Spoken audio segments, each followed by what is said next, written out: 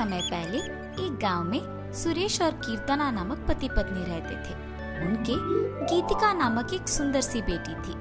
सुरेश हमेशा सबके सामने बेवजह गर्व से पेश आता था।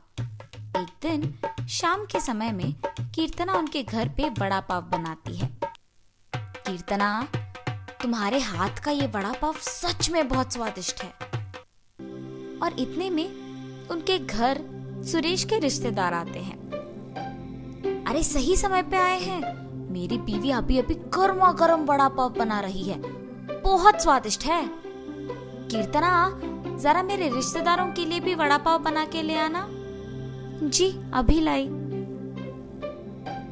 ये कह के गर्मा गर्म वड़ा पाव बना के वहां लाती है और उनके रिश्तेदारों को परोसती है। उनके रिश्तेदार उसे खाने के बाद कहते हैं, सुरेश, तुमने ठीक कहा, हम वाकई ही सही समय में आए हैं, वरना इतने स्वादिष्ट वड़ा पाव हम नहीं खा पाते। मेरी बीवी जब भी वड़ा पाव बनाती है ऐसे ही एकदम स्वादिष्ट वाले ही बनाती है, इसीलिए जितने भी बार बनाती है मैं उन्हें उतने ही प्यार से खाता हूँ। हाँ, बात तो सही है, इतने स्वादिष्ट वड़ा पाव तो कोई आसानी से नहीं बना सकता। अगर तुम्हारी बीवी ने दुकान लगाया तो लोग खरीद के खाएंगे इन्हें। हाँ नरेश, अगर मैं इतना स्वादिष्ट वड़ा पाव बनाती तो पक्का दुकान लगा देती। अगर मैं अपनी बीवी के साथ एक वड़ा पाव का दुकान शुरू करूंगा तो सभी वही आके खाएंगे और उन्हीं स्वादिष्ट वड़ा पाव के बारे में सारा गांव बात करेगा। ये एक अच्छा सोच है। ऐसे ही उसके रिश्तेदारों के जाने के बाद भी उसी विचार के बारे में सोचते रहता है। तब कीर्तना को नजर आता है कि उसके पति किसी सोच में पड़े हैं। उनके पास जाकर कहती है, क्या हुआ जी, किस चीज के बारे में इतना सोच रहे हैं आप? कीर्तना, तुमने तो सुना है ना कि मेरे रिश्तेदारों ने क्या कहा, हम हमारे घर के सामने ही एक वड़ा पाव का दुकान लगाएंगे। तब मेरे रिश्तेदारों के ही तरह इस गांव के सारे लोग उसी के बारे में बात करेंगे। ठीक है, आपके विचार के अनुसार ही हम वड़ा पाव बना के बेचेंगे, लेकिन आपको अब से ऐसे बेवजह गर्व की बातें करना बंद करना पड़ेगा। अगर आप इसी बात को मानकर अपने बर्ताव को बदलने का वचन देंगे तो ही हम ये व्यापार शुरू करेंगे। हाँ, अब अगर मैं अपनी बीवी की बातों को नहीं मानूंगा तो वो शायद व्यापार शुरू करने के लिए नहीं मानेगी और मेरे ख्यालों के अनुसार कुछ नहीं होगा। ठीक है कीर्तना, तुम्हारी इच्छा के ही अनुसार मैं अपना बर्ताव बदलूंगा। हम कल से ही वड़ा पाव बना के बेचेंगे। और ऐसे ही वो बाहर जाकर वड़ा पाव की तैयारी के लिए जरूरी सामग्री लेकर आता है और अगले दिन नरेश उनका दुकान शुरू करके उसके बीवी को वड़ा पाव बनाने के लिए कहता है। कीर्तना उसके पति के बातों के अनुसार ही वड़ा पाव बनाना शुरू करती है। स्वादिष्ट और गर्मा गर्म वड़ा पाव, आइए बाबू आइए। ऐसे जोर जोर से चिल्लाने के कारण उस तरफ जाते हुए सारे लोग आकर्षित होकर उसके दुकान आते हैं और वड़ा पाव लेके उन्हें खाने लगते हैं। सुरेश, वड़ा पाव तो बहुत गर्म और स्वादिष्ट है। हाँ, अब तक मैंने इतने स्वादिष्ट वड़ा पाव कहीं नहीं खाया है। हाँ, मेरी पत्नी बहुत अच्छा वड़ा पाव बनाती है, उसकी तरह तो और कोई नहीं बना सकता है। ऐसे उनको वड़ा पाव देकर उनसे पैसे लेता है। उस रात को जब बैठ के वो आए हुए पैसों की गिनती करने लगते हैं तो कीर्तना कहती है, अरे वाह, पहले ही दिन हमें लाभ आया है जी।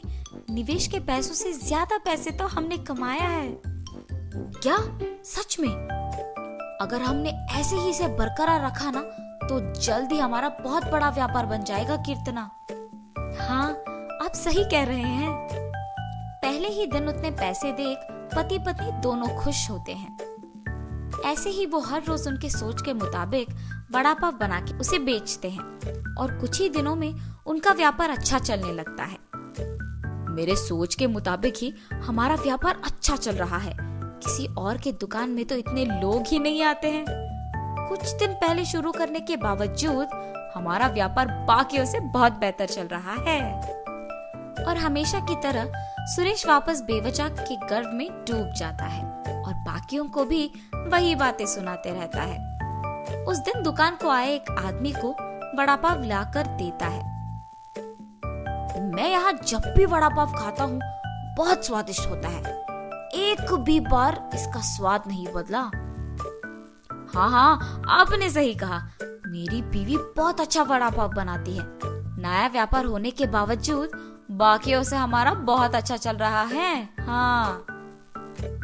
ऐसे ही वहाँ मौजूद सभी से बात करता है और ऐसे ही बात करते हुए वो उन लोगों से पैसे लेना भूल जाता है।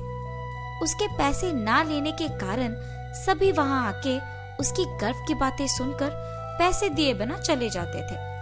कुछ दिन बाद सबको जब सुरेश की कमजोरी का पता लग गया तो वो वड़ा पाव मंगा के उसे खा के पैसे देने के लिए उसके पास जाकर वड़ा पाव के बारे में बात करना शुरू करते थे। सुरेश उनकी बातों में पड़ के गर्व की बातें करता था और उनसे पैसे लेना भूल जाता था और कुछ देर बाद वो लोग वहाँ से पैसे दिए बिना चले जाते थे। सुरेश के इस बर्ताव के कारण उनके व्यापार में नुकसान होता है और अचानक उनके सपने टूट जाने पर पति पत्नी दोनों बहुत निराश होते हैं। कीर्तना, मुझे माफ करो, इस सब का कारण मैं हूँ। मेरे इस झूठे गर्व के कारण ही सबको मेरी कमजोरी का पता लग गया और उन्होंने उसका फायदा उठाया। इसीलिए हमें अब नुकसान भुगतना पड़ रहा है। ऐसे कह के बहुत दुखी होता है।